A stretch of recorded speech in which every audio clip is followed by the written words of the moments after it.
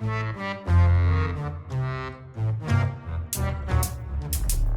de Jacques Prévert. La crosse en l'air. Feuilleton.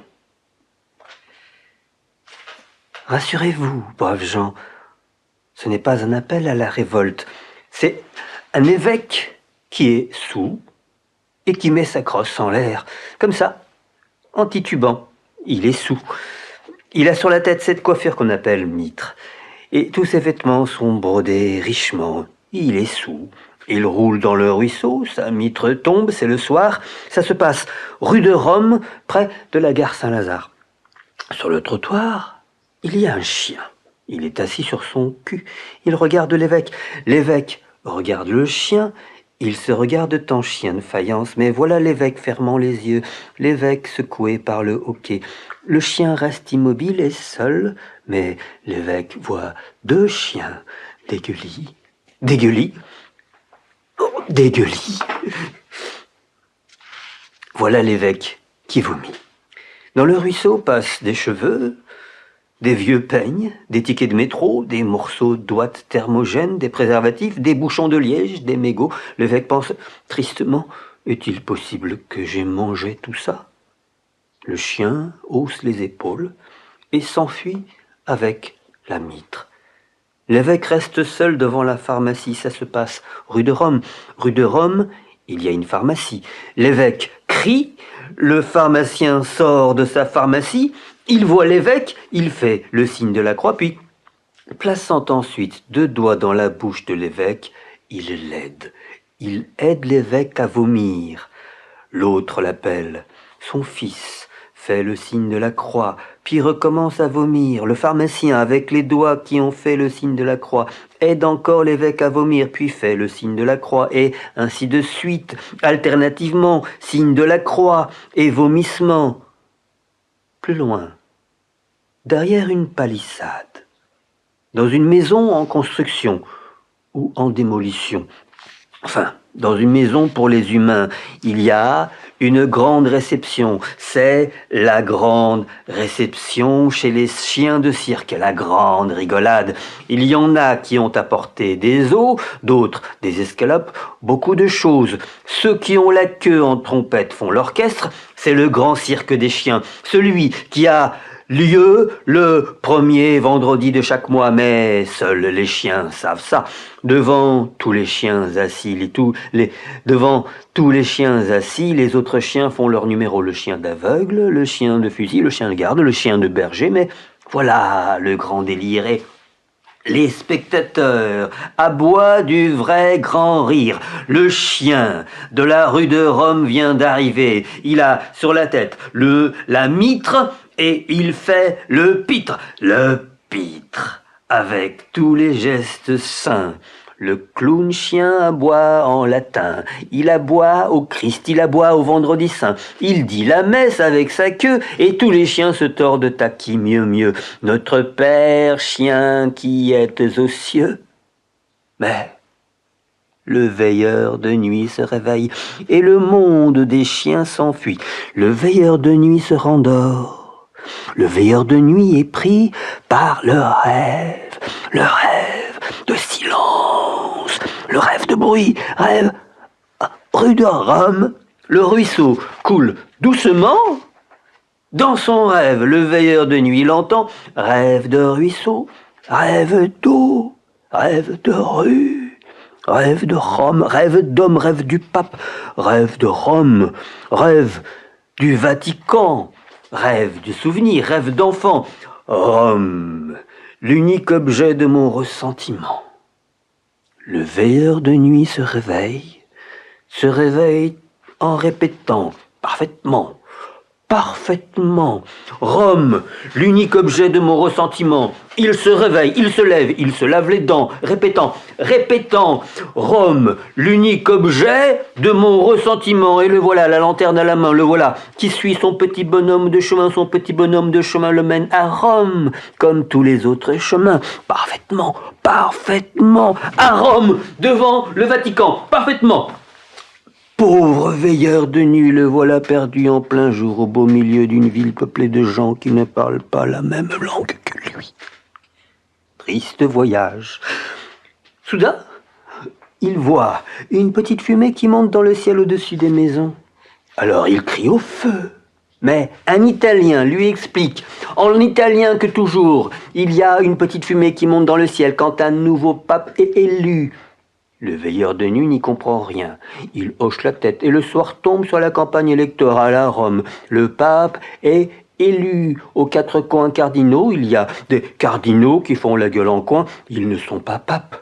Tout est foutu, c'est alors qu'au balcon, sérieux, comme un pape, paraît le pape, entouré de ses sous-papes. Il a sur la tête la coiffure à trois cornes appelée tiare, et il étend la main. La foule se prosterne. La foule cherche sa salive, la foule trouve sa salive, la foule crache par terre, la foule se roule dans son crachat. Le pape fait, avec sa main de pape, un geste de pape. On ferme la fenêtre et la foule s'en va par la ville en répétant « Ça y est, nous l'avons vu, nous l'avons touché du regard ». Un peu plus tard, assis sur ses fesses dans son carrosse de nougat doré, le grand taulier du Vatican fait le tour de son quartier réservé, et puis il rentre au Vatican où, fier lui aussi, comme un pape, son vieux papa l'attend. Effusion familiale. Grandes eaux lacrymales. Le père a une tête de vieux paysan. Il fume la pipe, il est simple, hélas. Hélas, la pipe au papa du papi pue. On ouvre les fenêtres, on brûle du sucre, on ferme les fenêtres. Ce qu'il faut avant tout, c'est de la tenue, mais tous les ruisseaux mènent à Rome. Et voilà l'évêque qui surgit en agitant sa crosse, son visage défait comme un vieux lit. Il titube. L'indignation est générale. Le Saint-Père écarte son vieux père qui veut faire à l'évêque un mauvais parti et s'approchant de l'évêque lui dit « On dirait que vous avez bu. » Et il le lui dit avec une tellement grandiose expression de mépris que tous les cardinaux en sont glacés jusqu'aux os. Silence, grand silence, mais de courte durée, car l'évêque est plus ivre que le pape ne le pensait, et comme il a appris les mauvais mots dans un bordel de la rue de l'Échaudé, il dit ce qu'il lui plaît de dire. Dans tous les cas, si je suis soûl, c'est pas avec ce que tu m'as payé, tout pape que tu es. Mais il éternue parce qu'il a froid à la tête depuis que le chien lui a fauché la mitre. Fermez la fenêtre, dit le pape. Un sous-pape répond à sa sainteté que les fenêtres sont déjà fermées. Excusez-moi, dit le pape, on peut se tromper. Je ne suis infaillible que lorsque je parle des choses de la religion. Soudain, l'évêque, infaillible, tais-toi, tu me fais marrer. Face de paix, les choses de la religion, infaillible. Il y a de quoi se mordre, de quoi se les mordre. Vieil os, sans viande, j'en ai marre des choses de la religion. Et puis d'abord, pourquoi que tu es pape et pas moi, hein? Peux-tu le dire? T'as profité de mon voyage pour te faire élire, combinard, cumulard. Tout ce que tu veux, c'est te remplir la tirelire. Mais le pape le désigne dramatiquement du doigt. Barnabé, je vous mets à l'index. Alors l'affreux vieillard éclate de rire. Il est tenu, il secoue toute l'eau du ruisseau, il éternue, il est trempé comme un vieux tampon buvard abandonné sous la pluie dans la cour d'une mairie triste. Trempé comme un vieux morceau de pain dans un verre d'eau sale, et il hurle, et il tonitruit. Ah, il est bat, le pape, il est gratiné, le pape, et il se vautre, il plaisante salement, L'index sacré, sais-tu où on le met, l'index, dans la rue de l'Échaudé? C'en est trop. C'en est trop. L'autre affreux vieillard, c'est le pape. Il faut appeler les choses par leur nom. Un chien, c'est un chien. Un tournesol, c'est un tournesol. Une petite fille qui joue au cerceau dans une allée du Luxembourg, c'est une petite fille qui joue au cerceau dans une allée du Luxembourg. Le Luxembourg, c'est un jardin. Une fleur, c'est une fleur, mais un pape, qu'est-ce que c'est? Un affreux vieillard. Et c'est pour ça que le catholique pratiquant, lorsqu'il se rend au cinématographe, parlant pour voir documentairement le vrai visage du Vatican, c'est pour ça qu'il fait une drôle de tête, le catholique pratiquant.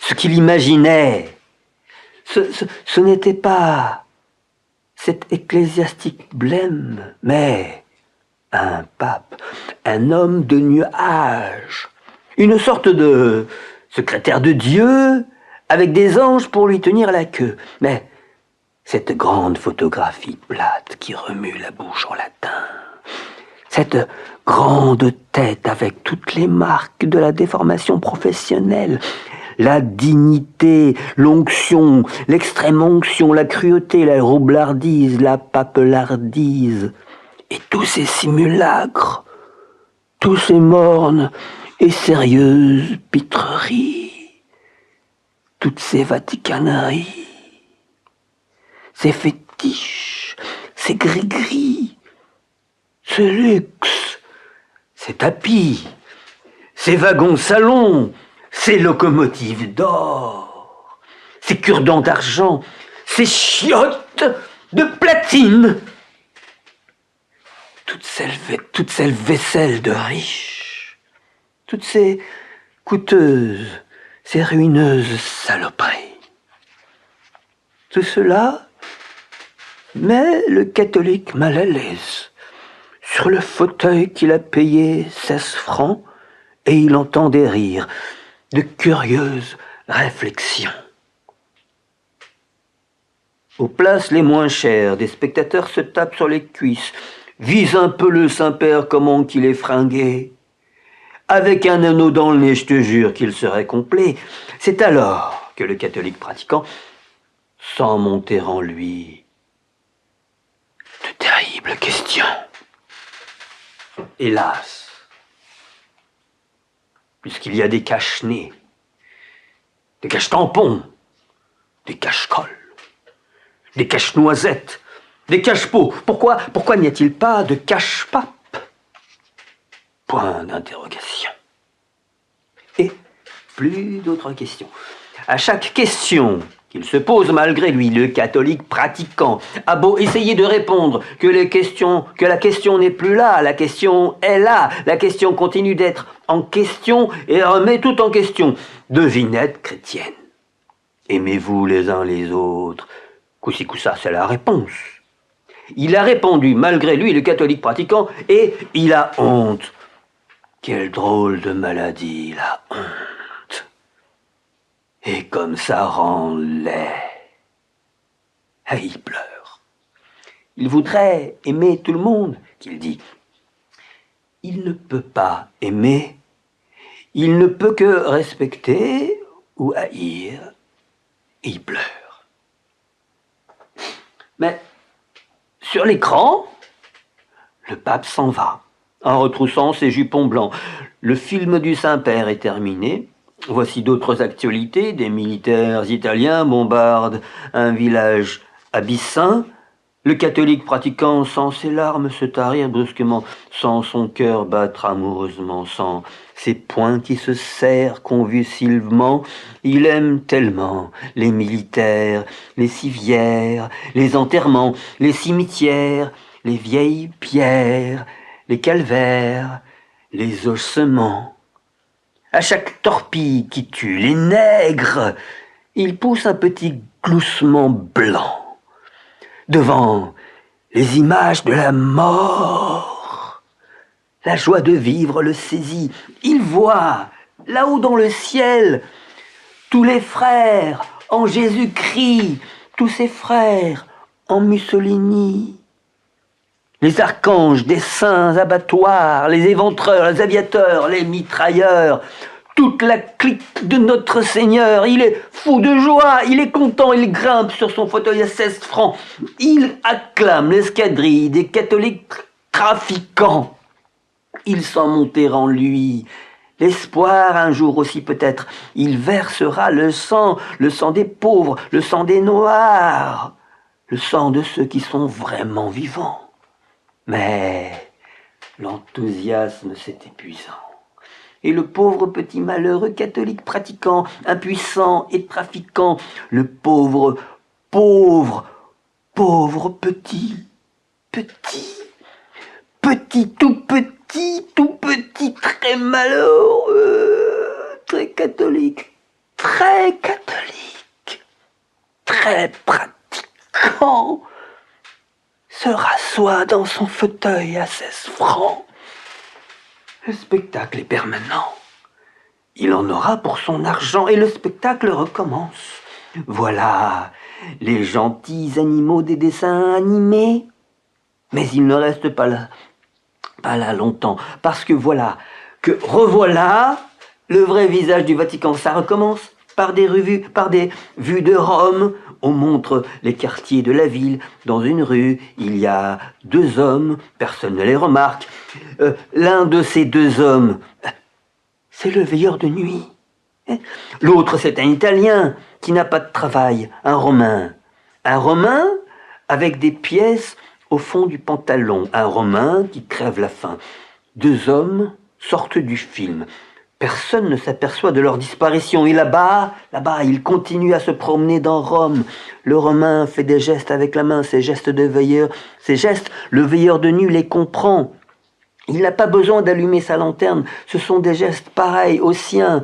Un pour serrer la ceinture, un pour montrer les devantures, un autre geste avec la main à plat au-dessus du pavé en penchant un peu l'épaule. Ça veut dire qu'on a des enfants. Avec les doigts, on fait le compte. C'est un Romain qui a 3 enfants et pas de travail. Et ils parlent aussi un petit peu, les 2 hommes. Ils se comprennent très bien, avec très peu de mots, le Romain et le Parisien. Gangster, Mussolini, gangster. Ils éclatent de rire. Ils se sont parfaitement compris. Une grande joie les fait rire. Gangster, Mussolini, avanti, avanti. À voix basse, le Romain chante au veilleur de nuit la chanson interdite. Partant pour l'Éthiopie, avanti, avanti. Les fusils partiront tout seuls, c'est moi qui vous le dis. Qu'ils partent donc tout seuls, les fusils, qu'ils s'en aillent, nous resterons à la maison, et quand ils reviendront, nous irons les chercher à la gare avec une fanfare. Le veilleur de nuit ne comprend pas toutes les paroles de la chanson, mais il en comprend le sens. Et il recommence à rire. Et les 2 hommes trouvent d'autres copains, un qui travaille chez Fiat à Turin Cassis. Le veilleur de nuit pense à l'apéritif et ça lui donne soif. Il s'arrête près d'une fontaine. Il entend le bruit de l'eau, il s'assoit, il boit, il entend l'eau et son rêve le reprend.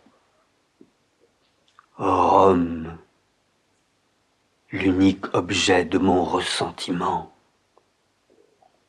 Il dit au revoir aux autres et s'en va vers le Vatican.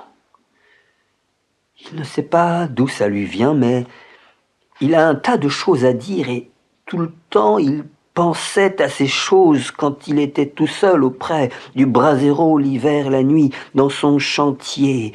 Il a un théâtre dans la tête et dès qu'il est seul, ça recommence à jouer. Et c'est des pièces terribles que ça joue. Pas des tragédies à guirlandes avec des bonzes d'autrefois qui débloquent, comme à l'église des histoires de fesses qui riment, mais des pièces avec des hommes de viande, avec de pauvres femmes vivantes, avec du pain, avec des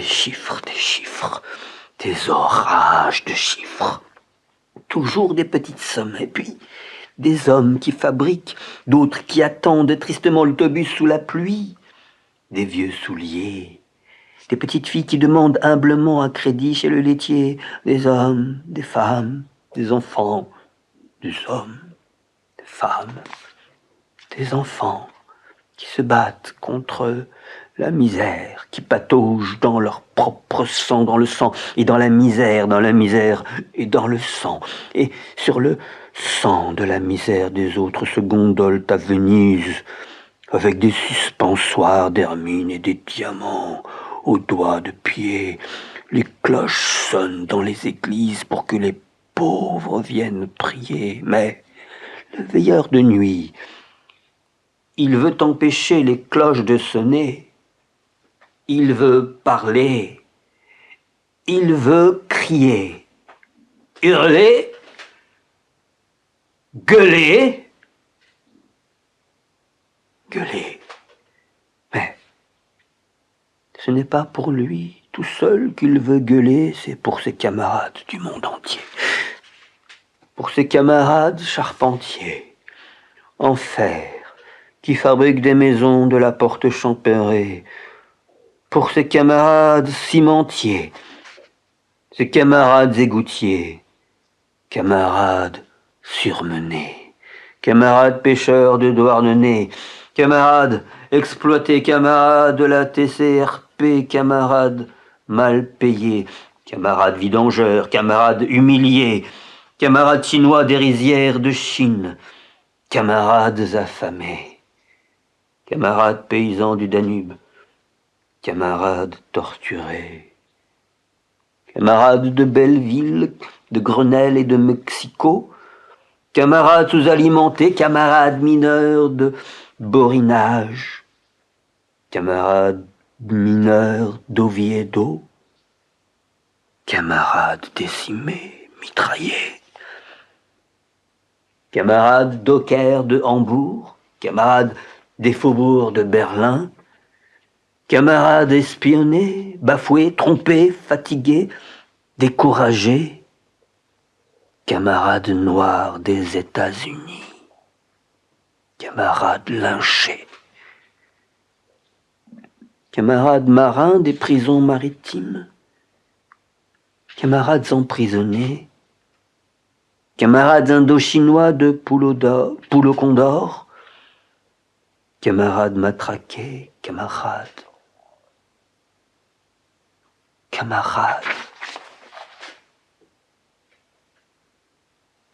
C'est pour ces camarades qu'il veut gueuler, le veilleur de nuit.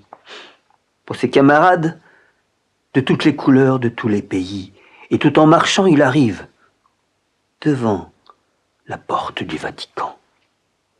Et il s'arrête. Devant la porte, il y a des hommes, la plume sur la tête, la hallebarde à la main. Ces hommes lui barrent le chemin et il lui demande ce qu'il veut. Je viens demander au pape s'il est sourdingue. Comprenez, je viens lui demander s'il est dur de la feuille, et s'il sait lire, s'il sait compter. Lui demander ce qu'il pense de la situation mondiale.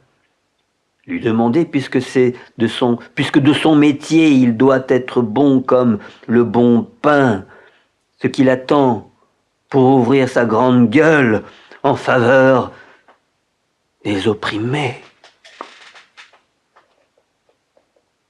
Et la garde le laisse passer, croyant qu'il s'agit d'un plombier qui vient remettre un joint au robinet de la baignoire dorée où parfois le Saint-Père vient se mouiller les fesses et le dessous des pieds. Il passe, il traverse les salons. Tu parles d'un bobinard, mon vieil Edmond. Quel bordel, Madame Adèle, quelle boxon, Monsieur Léon. Il glisse sur le parquet ciré, sa lanterne à la main. Il glisse si vite qu'on dirait un train, et le voilà qui écrase quelqu'un. C'est un affreux vêtu de noir, une mèche de pétrole à la place des cheveux, la cravate blanche, les pieds douteux. Le veilleur de nuit s'enfuit.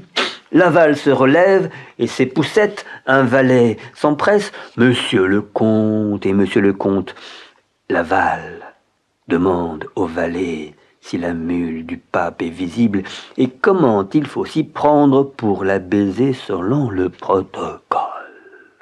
On amène une mule d'essai et l'homme d'État et la bête restent seuls en tête à tête. Le veilleur de nuit, continuant son exploration, arrive dans la grande antichambre, près du grand salon de la grande réception. C'est fou ce qu'il peut y avoir de monde qui rampe sur le paillasson.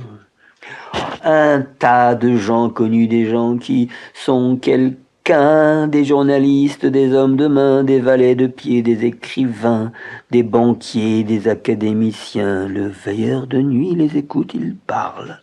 Il parle du nez, de la pluie et du beau temps. Mais il parle surtout d'argent. Il parle surtout argent. Il y en a qui sont avec leur femme, Monsieur Déchet et avec Madame Déchet, Monsieur Gésier avec Madame Gésière, Monsieur Pierre Benoît, Madame Antinéa, Madame Léon Belby, Monsieur Antinous, Monsieur Salimé Gondi, Madame Cora, la parcerie, Monsieur Desblair et sa veuve, Grand-papa Doumergue et ses petits-enfants, et le petit monsieur tout seul, quenelle de Jouvenel Bertrand.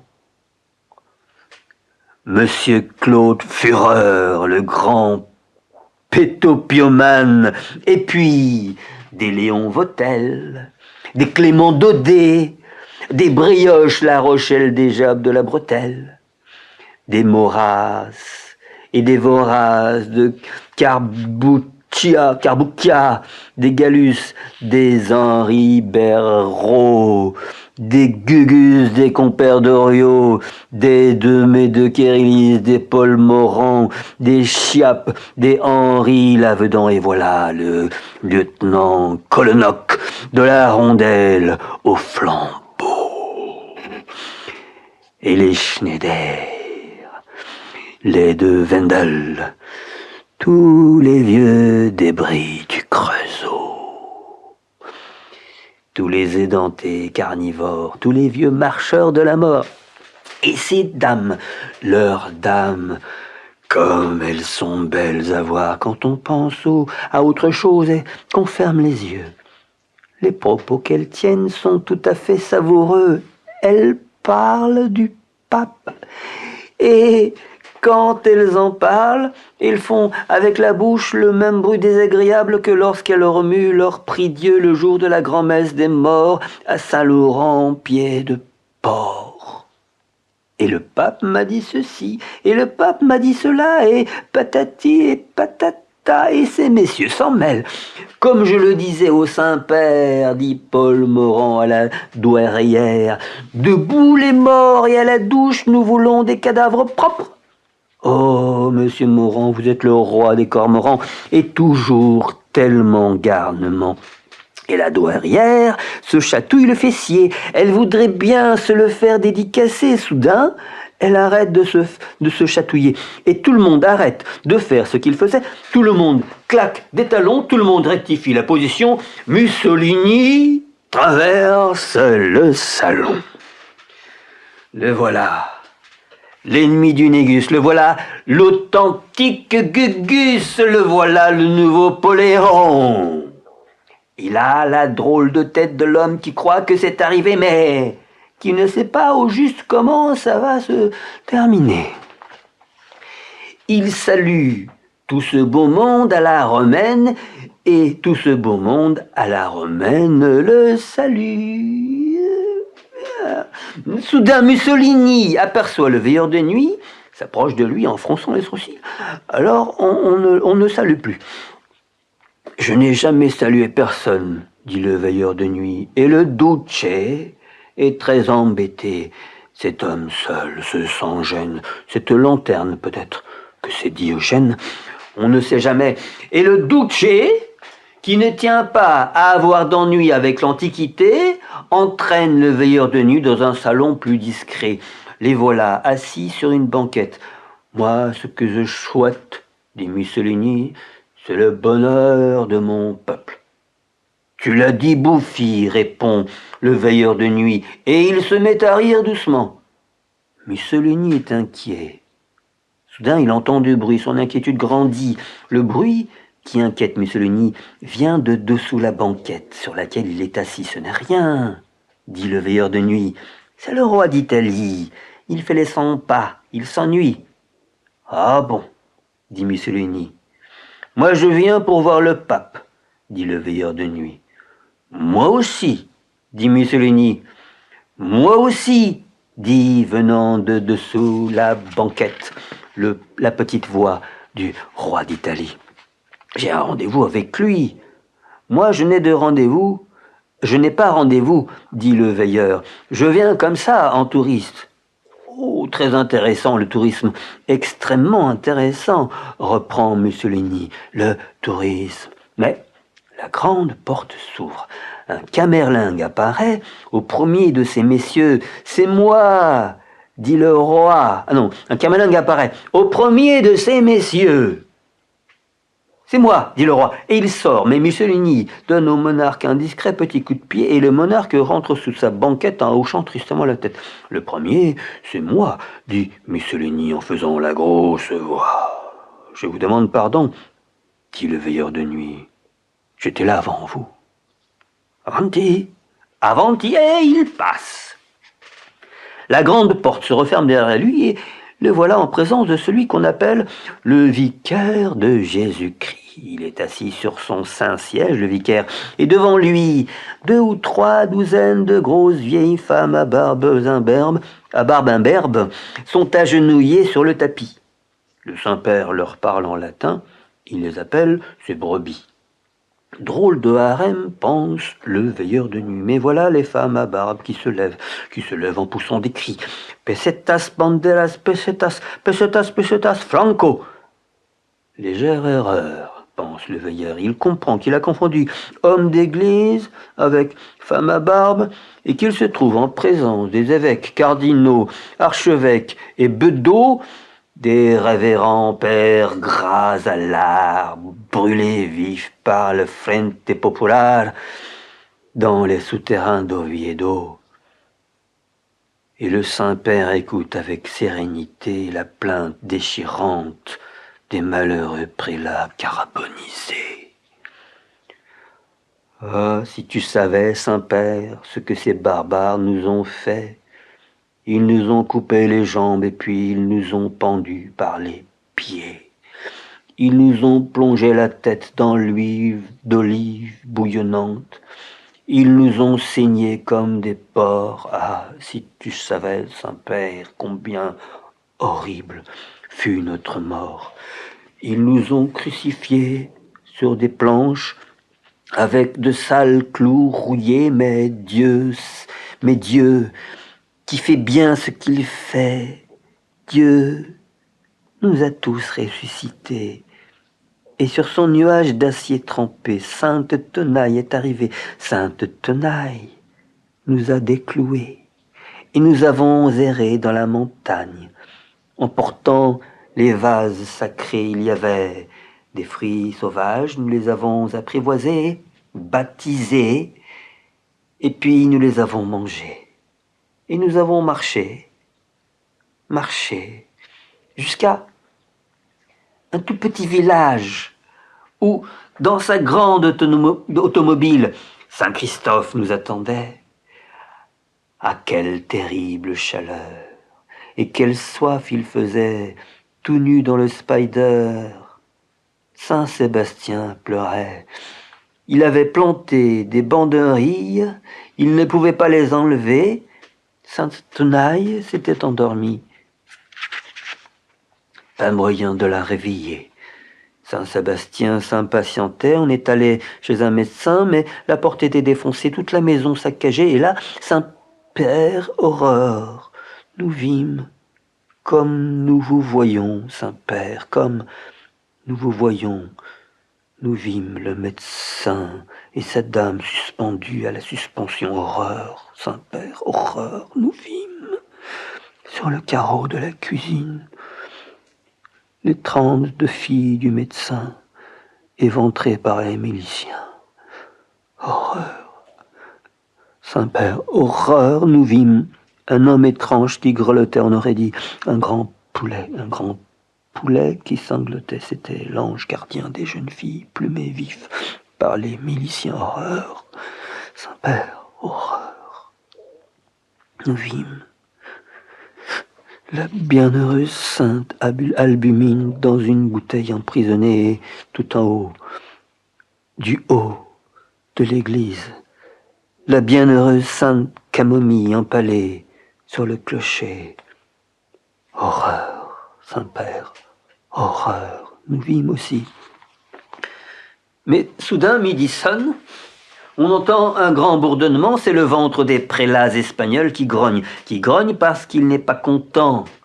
Bon appétit, mes agneaux, bon appétit, mes brebis.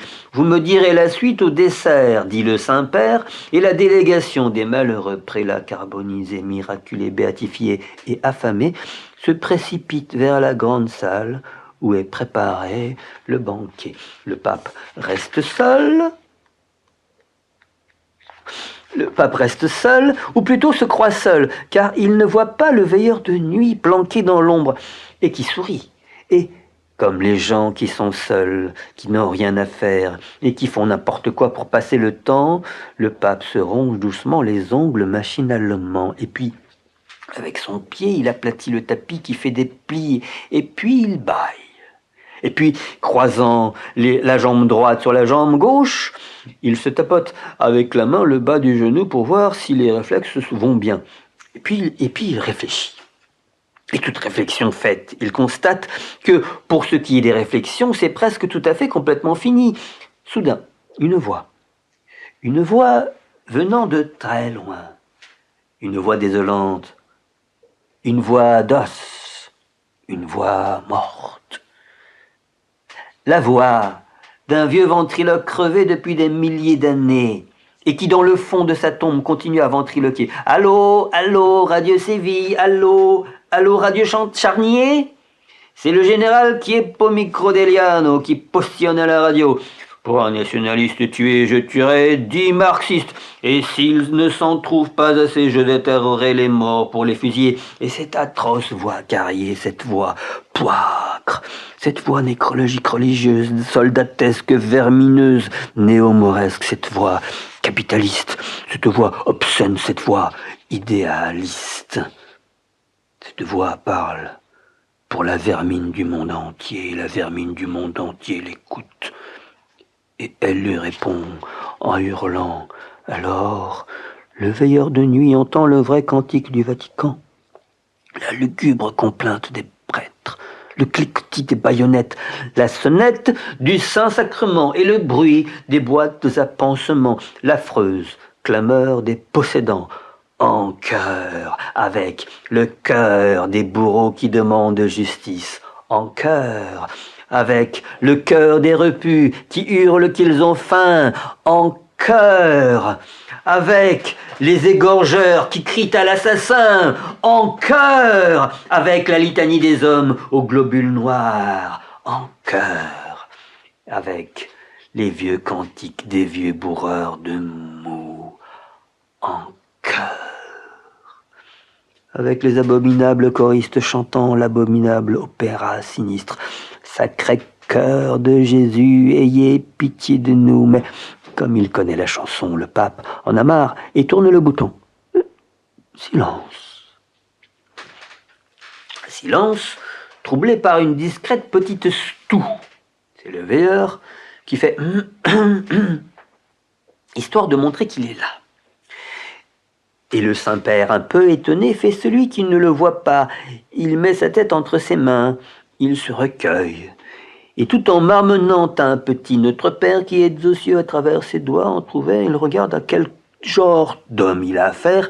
Et comme l'homme est plutôt mal fringué, et le Saint-Père est un peu inquiet, il se dit « Quel est cet homme ? Que me veut-il ? Comment est-il entré ici ? C'est peut-être un dévoyé, un anarchiste, un terroriste, un illuminé, un trotskiste. » Dans les méninges papales, l'étonnement, la crainte et la curiosité se baladent en liberté. Et le Saint-Père continue sa prière.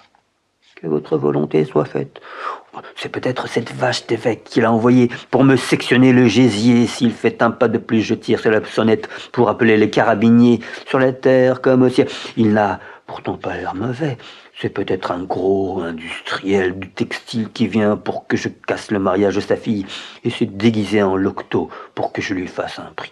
Donnez-nous aujourd'hui notre pain quotidien. Si tu crois m'avoir, c'est moi qui t'aurais, mon vieux pater noster qui êtes aux cieux. Peut-être que c'est un de mes fils naturels. Il va m'appeler papa pour me demander des ronds. Le voilà dans de beaux draps. Quel dommage qu'on ne soit plus autant des Borgia, autant des oubliettes et des petits flacons. Ne nous laissez pas succomber à la tentation. Je vais tout de même lui poser quelques questions. Sed libera nos malo. Amen. Que le bon vent vous amène, mon ami. Je n'aime pas la prière, dit le veilleur de nuit. Ça fait un sale petit bruit. Un sale petit bruit de poussière, on dirait qu'on bat les tapis. Tout de même, je vous en prie, Saint-Père, comme on dit, je vous en prie, ne m'appelez pas votre ami. Gardez vos distances. Je ne suis pas venu vous baiser l'anneau. Gardez votre truc sur la tête. Moi, je garderai ma casquette. Vous me demandez quel bon vent m'amène. Je suis venu à pied. Le vent était mauvais. Mais tout de même, entre parenthèses, quel drôle de chapeau vous portez. J'ai répondu à votre question, répondez à la mienne. Où est le panier? Le panier, répond le Saint-Père, qui ne sait que faire, que dire, que penser. Quel panier? C'est un pâtissier, dit le veilleur. Quand un pâtissier va livrer en ville une pièce montée, un grand gâteau de noces ou d'anniversaire, il met la pièce montée dans un panier. Il met le panier sur sa tête, il s'en va là où il doit aller. Il s'en revient à la course faite, le panier à la main, et ceux qui le voient passer disent « Ah, voilà un pâtissier, parce qu'un pâtissier c'est quelqu'un qui ressemble à quelque chose, tandis que toi, tu ne ressembles à rien. Comme un vieux gâteau de sauce absurde et morne. Comme un vieux faux pâtissier funèbre qui aurait revêtu, on ne sait pas trop pourquoi, la robe de la mariée. Tu portes sérieusement, gravement posée sur la tête la pièce montée, et tu n'oses pas la bouger, cette tête, de crainte de voir la crème dégouliner, et tu restes là, assis sans bouger, de crainte de voir la robe se déchirer, de crainte de laisser voir aux autres le personnage tel qu'il est, le grand pâtissier sans panier, le grand homme sans spécialité, possédant toutes les qualités. Le grand homme, pauvre comme Job, riche comme Crésus, utile comme la paille dans l'acier. Le grand homme, irréprochable, incorruptible, invulnérable, infaillible, imperméable, insubmersible et vénérable, et vénéré, et admirable, et admiré, et considérable, et considéré, respectable, et respecté, respecter. Voilà le grand mot lâché, le respect. Et le veilleur de nuit s'esclave. Le respect, le respect. Il s'esclave comme une girafe, il se tord comme une baleine, et son rire, c'est comme le rire nègre des nègres, comme le fou rire des fous, dans le rire enfantin des enfants. C'est le rire brut, le rire qui secoue. Le vrai fou rire, vraiment comme le vrai fou rire du printemps. Vous savez, quand le printemps arrive à toute vitesse en chantant à tue-tête, le printemps fou, le printemps un peu saoul, et tellement content, le printemps. Il a sur l'oreille la grande fleur qu'on appelle soleil. Une fille toute neuve, toute joyeuse, soutenue dans les bras, il marche sur la nouvelle herbe, et la nouvelle herbe frémit sous la caresse de ses pas. La fille est jolie comme un rêve, tellement jolie, et le printemps lui-même n'en revient pas. Elle tient dans sa main un oiseau nouveau, c'est l'oiseau de la jeunesse, l'oiseau qui rit aux éclats. Et voilà, le pape qui pousse un long cri de détresse et qui pique une tête et qui roule à terre et qui pique une crise et qui se relève en hurlant. Il a reçu un éclat de rire dans l'œil et continuant son hurlement, il tourne autour de son fauteuil en courant, poursuivi par l'oiseau moqueur, l'oiseau qui rit comme un enfant. « Allez, laisse, dit le veilleur à l'oiseau. Laisse, c'est un vieux, sauve-toi, va-t'en. » L'oiseau s'envole par la fenêtre. L'oiseau s'envole vers les pays chauds et le pape reprend son souffle et ses saints esprits, sauf le respect que je ne vous dois pas, Saint-Père, comme on dit, vous ressemblez à un vieux voyageur de première. Et pourquoi donc ? Demande le Saint-Père intrigué et confus tout en s'assurant d'un petit regard inquiet et circulaire que l'oiseau est bien parti. Quand un vieux voyageur, dit le veilleur, quand un vieux voyageur de première, passant pour prendre l'air, sa vieille tête par la portière, reçoit dans l'œil une escarpille. Mais le pape l'interrompt. « Ah, foutez-moi la paix à la fin, je ne suis tout de même pas arrivé à mon âge et à ma haute situation pour me laisser emmerder par un malheureux petit libre penseur de rien du tout. Venu je ne sais d'où. Je ne suis pas libre penseur, dit le veilleur, je suis athée. Hein, quoi ? Dit le Saint-Père, et l'autre dans le tuyau de son oreille, l'autre se met à gueuler. Allô, allô, Saint-Père, vous m'entendez ? Athée. A comme absolument athée, T comme totalement athée, H comme hermétiquement athée, et accent aigu comme étonnamment athée. E comme entièrement athée. Pas libre penseur, athée, il y a une nuance. Mais toi, les nuances, tu t'en balances, et puis, dans le fond, ce que je t'en dis. J'étais venu pour te voir, je t'ai vu, et ça me suffit. Et le veilleur fait le geste de s'en aller, mais le successeur de Saint-Pierre, mais le successeur de Saint-Lance-Pierre, de Saint-Lance-Paul et de Saint-Lance-Flamme lui met doucement la main sur l'épaule et le regarde avec une compatissante tristesse simulée d'une façon si parfaite que le saint simulateur professionnel, pris lui-même par le ronron de sa simulation, verse les authentiques larmes de la bonté, de l'humilité, de la résignation et de la désolation. Et il gémit. Poussière, tout n'est que poussière et tout retournera en poussière. Tais-toi, dit le veilleur, tu parles comme un aspirateur. Alors, le secrétaire général de la chrétienté s'arrête de philosopher, et fusillant le veilleur du regard et secouant sa noble tête de vieillard sur son goitre somptueux, il entonne d'une voix grave les commandements de Dieu.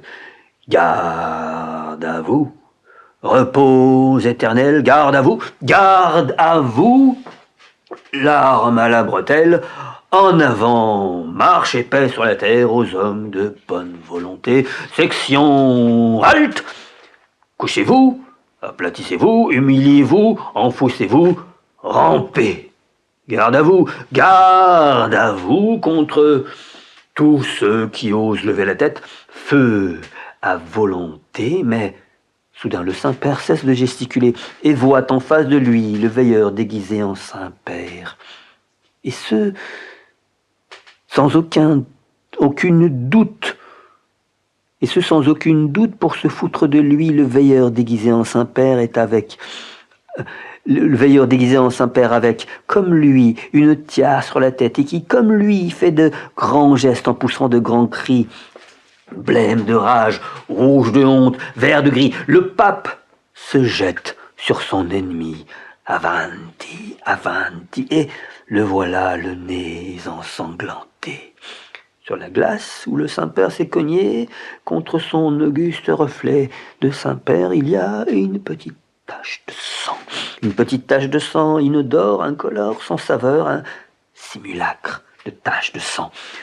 Pour ce qui est du veilleur, Il est parti depuis longtemps, eh oui. Ça fait déjà un bon quart d'heure. Un bon quart d'heure qu'il est parti, laissant le pape avec ses grandes manœuvres, ses grandes orgues, ses petits ennuis, le pape seul dans la grande salle de son Vatican. Seul, comme au milieu d'une assiette sale, un vieux cure-dent. Dans la rue, la nuit est tombée, et le veilleur marche dans la rue, dans la nuit. Il tombe une toute petite pluie, sa lanterne est allumée, quelqu'un court derrière lui, il se retourne et voit dans la lumière un chat de gouttière. Et le veilleur de nuit s'arrête, et le chat aussi. « Tu devrais venir par là, dit le chat. Il y a un oiseau blessé. Des fois que tu serais vétérinaire, on ne sait jamais. Il doit venir de très loin cet oiseau, ses ailes étaient couvertes de poussière. Il volait, il saignait, et puis il est tombé très vite, comme ça, d'un seul coup, comme une pierre. J'ai sauté dessus pour le manger, mais il s'est mis à chanter. Et sa chanson était si belle que je me suis privé de dîner. Je crois que je le connais, dit le veilleur, et le voilà parti avec le chat de gouttière sous la pluie. Ils arrivent sur une petite place. C'est là, dit le chat. C'est ici, dit le veilleur, je m'en doutais. Il se baisse et ramasse l'oiseau. Je crois qu'il en a pris un bon coup, dit le chat. Son aile gauche est arrachée. Il n'en a pas pour longtemps. Ta gueule, dit le veilleur. Le chat comprend qu'il faut se taire. Il se tait. Et dans la main du veilleur, l'oiseau de la jeunesse commence à délirer. Ah, ça m'empêterait de mourir. J'ai vu des choses si belles, si terribles, si vivantes. Et puis des choses si drôles, si étonnantes. Ah oui, ça m'embêterait de mourir. J'ai un tas de choses à dire et puis j'ai envie de rire, j'ai envie de chanter. Tais-toi, dit le veilleur, tais-toi si tu veux guérir, mais puisque je te dis que j'ai vu des choses. Et l'oiseau se retourne dans la main du veilleur comme un malade dans son lit.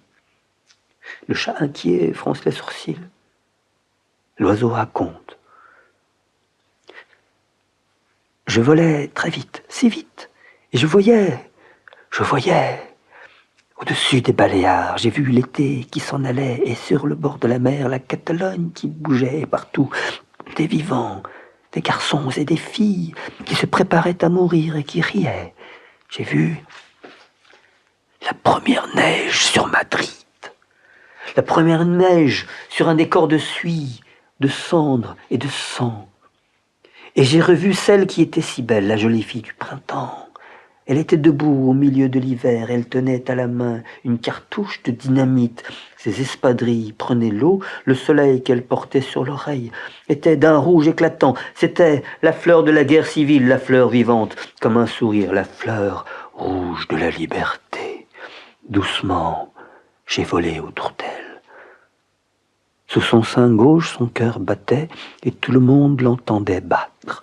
Le cœur de la révolution. Ce cœur que rien ne peut empêcher de battre, que rien, personne ne peut empêcher d'abattre. Ceux qui veulent l'empêcher de battre, de se battre. Ne t'excite pas comme ça, dit le veilleur. Tu as la fièvre, tu saignes, ton aile est arrachée. Essaie de dormir. Laisse-moi faire, je te guérirai. Et le veilleur s'en va, la casquette sur la main, l'oiseau blessé dans le creux de la main. Le chat de gouttière tient la lanterne et leur montre le chemin. 1936. Un long poème, magnifique poème, de Jacques Prévert.